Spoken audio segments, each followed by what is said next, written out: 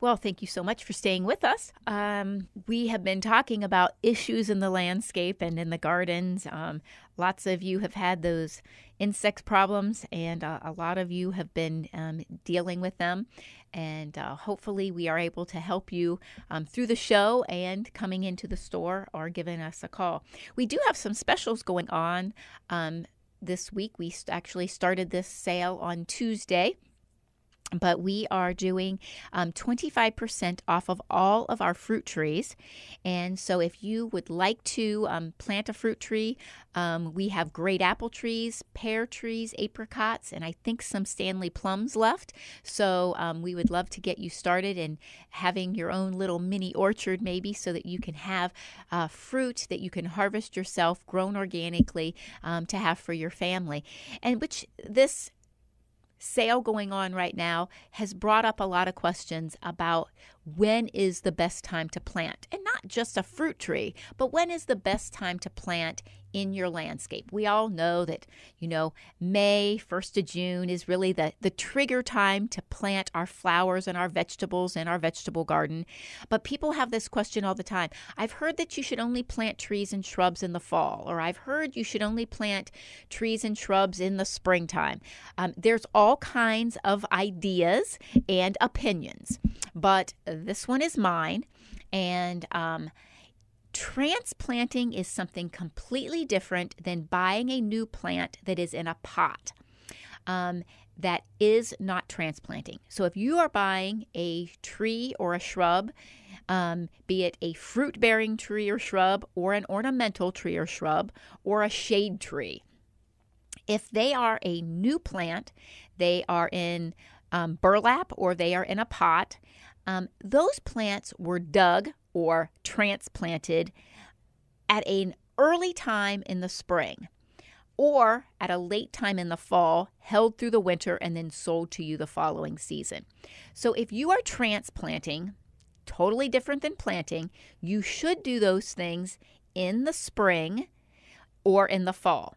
Never in a month that doesn't have an R in it. It's just a little rule of thumb and an easy way to remember. So you never want to transplant. That's digging something actually up from the earth that's been there for a while and has an established root system.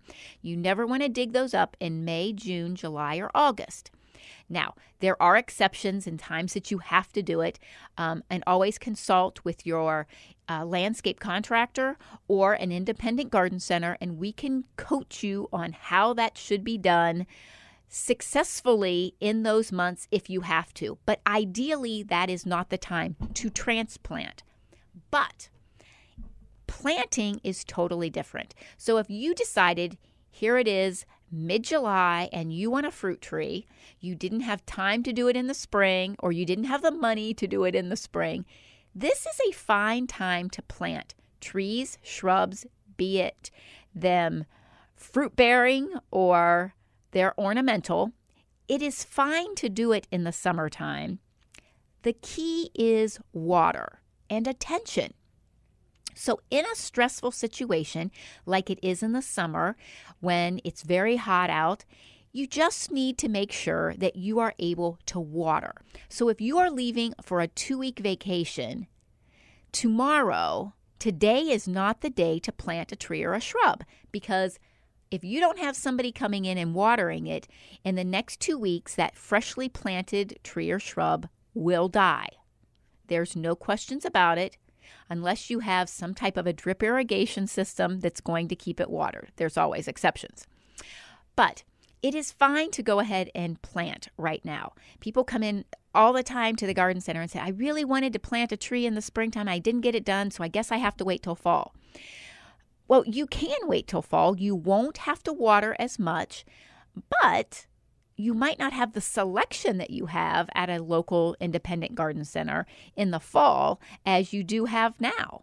So if you want that tree, there's no better time than the present to buy that tree and to get it planted. And we are always going to be able to tell you how to do that successfully if you decide to do it yourself and you don't have a landscape contractor do it for you.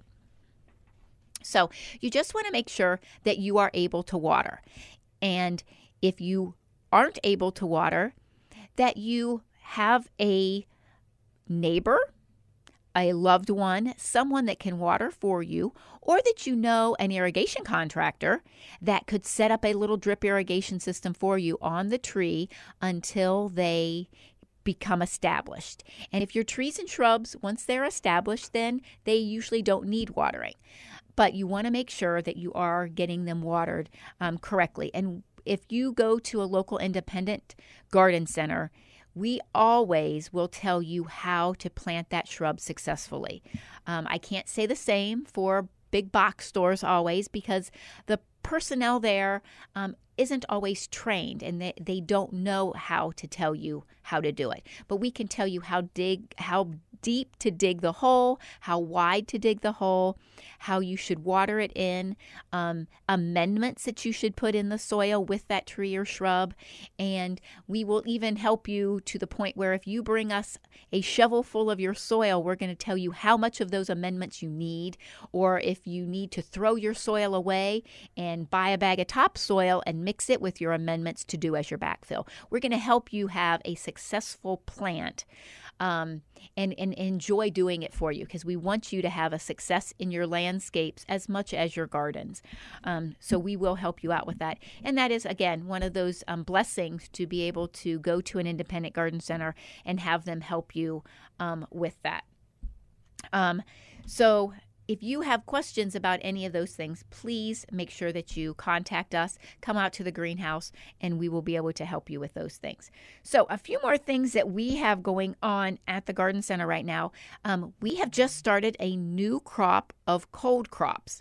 So for you that's not sure what I'm meaning by that, cold crops are the crops that you're going to start late in the summer, in August, and some even into September, so that you have a crop late into the season. And those cold crops are the kale, the lettuce, Brussels sprouts, broccoli, cauliflower, and any of you with a little mini greenhouse, a high tunnel of some kind, can extend these crops even later by doing some of those inside your greenhouse or your high tunnel. So we have started a new crop of those. So if you are interested or want to learn more about doing that, and you maybe have got your new greenhouse up and it's new and you haven't done cold crops extended into the season, you can have Brussels sprouts into January and February in a cold crop. If you get them started now, get them established, and then move them inside. If you put them in your greenhouse right now, a lot of times they'll get singed because it's so hot in there. But getting them started outside and then moving them in, if you don't have great ventilation in your high tunnel, we can help you get all that set up so that you will be harvesting kale. Fresh kale for your shakes in January is an absolutely wonderful thing. Walk out through the snow to get your fresh kale is a fabulous thing. So make sure that you ask us about that if you're interested. Also, we have seed potatoes still available. And many of you are saying, it's too late to start potatoes. They're a longer crop. And they are a little bit longer crop. Most people like to have them in by the 1st of June at the latest. But if you've never done potatoes in a container, or if you've never done potatoes because you don't have the space in your garden, you might want to try this for fun. So we're going to have an exclusive radio special. So for any of our radio listeners that would like to start some potatoes, if you come into the garden center in the next week and say, I heard Cindy on the radio offering seed potatoes, you can have seed potatoes for free, up to 5 pounds of seed potatoes free. And we are doing this because we, of course, want to know how many of our listeners are coming into the store. We have to be honest to let you know of that. Is this worth it for us to spend this kind of time? Is it reaching people that really want to come into our store? Because that's a blessing to us. But also, we really want you to be able to try this little experiment, because potatoes grow so well in a container. So just get a great big pot. Maybe you bought a tree and you saved the pot that it came in, or you have an old pot that you used to plant up with flowers. It's not as pretty anymore, but you never threw it away. get that pot out. We're going to show you how to put some soil in the bottom, put your seed potatoes in it, add the soil as it starts sprouting, and grow potatoes in a container, and then have them to harvest. Especially if you have children or grandchildren, this is so much fun to do with them.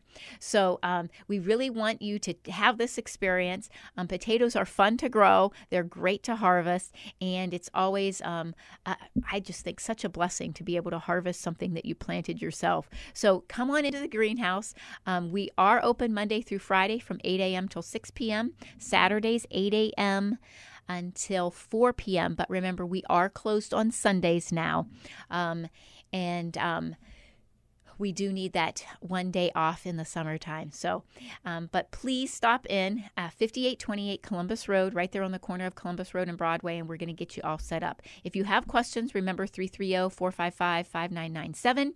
Or email at Cindy Petiiti, CindyPetitti @gmail.com. So we touched on the fruit tree sale, 25% off of all the fruit trees. All of the annuals are still on sale. Buy one, get one. That is 4-inch annual flowers. Flats, not a lot of those left. And that includes all of the vegetables that are left that we haven't trashed yet, besides those brand new cold crops.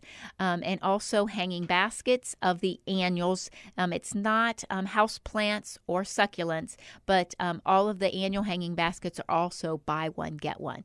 So here we are, close to the end of the show again. We want to thank all of you for listening. Remember the sales, and remember, you need to fertilize right now. You're watering a lot because of the heat. Remember, you need additional fertilization because you're leaching out the nutrients that you're putting on when you're watering all the time. So remember, additional fertilization is really going to help your plants look good, and it's also going to help with your harvest. We want to thank you all so much for listening.